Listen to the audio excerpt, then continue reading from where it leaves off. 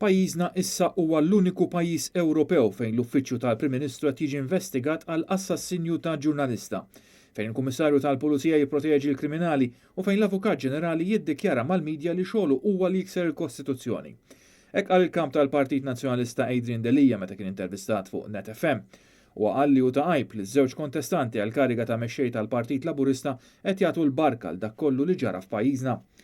Huwa ta' għajb illi dawk issa illi qed jippretendu illi ħajmexxu minfloku, illi jippretendu illi ħajmexxu l-pajjiżna bl-istess mod jibqgħu jagħtu fiduċja għamja lilu, jibqgħu ma jagħmlu ebda reazzjoni, jagħtu l-barka tagħhom u qed jgħidulna qed jagħmlu dikjarazzjoni illi f'pajjiżna dan huwa aċċettabbli. Adrian Delija qal li qatt daqs illum qed tinħass ħtieġa ta' bidla mill-qiegħ f'pajjiżna u qal li f'din il-ġimgħa talab lill-President jieħu azzjoni biex tiġi indirizzata l-kriżi politika kbira li daħħalna fiha Joseph Muscat.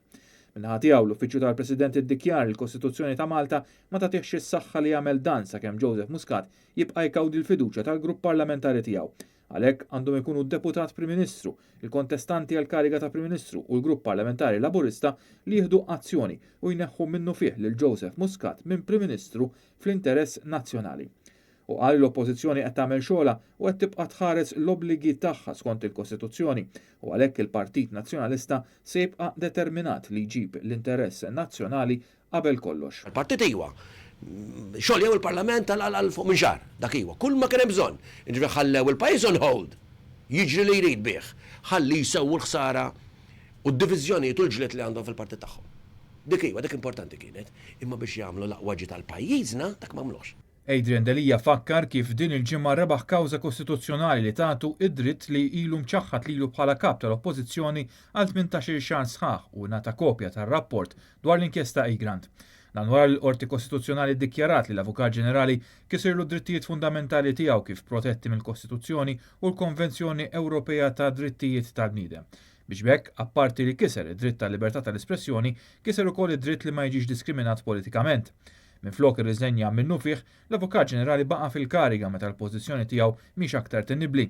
U qal li dak li Joseph Muscat ipprova jżomm mistur mill-poplu issa qiegħed fid-dominju pubbliku wara d-deċiżjoni li ħa li ppubblika r-rapport sħiħ. Kien hemm xibka ta' kriminalità f'pajjiżna u ilhom jafu 18 xahar. Dak huwa reat fejn nifsu. Dak kellhom l-obbligu li jwaffqu dak li kienet jiġri. Mhux tal-li wafquh, tal-li ħbewh. Għandna gvern kriminal, il-gvern huwa kriminal. Il-kap tal-Partit Nazzjonalista fakkar li maġġoranza kbira ta' 84% tal-membri tal-Parlament Ewropew, inkluż dawk soċjalisti, ivvotaw favur mozzjoni tikkundanna l-Joseph Muscat u l-aktar gvern korrott fl-istorja ta' pajjiżna. Adrian Delija qal li f'dan il-mument delikat u partikolari għal pajjiżna ħadd mill-grupp parlamentari Laburista u mill-Kabinett tal-Ministri m'għandu l-awtorità morali biex jirreġġa lura n-normalità u s-serjetà f'pajjiżna. Dan huwa mument li jeħtieġ li kulħadd jerfa' r-responsabilità tiegħu sabiex nerġgħu nibdew nibnu l pajjiżna mill-ġdid u dan favur il-poplu u favur l-aqwa ġid ta' Malta qabel kollox, temm jgħid Adrian Delija.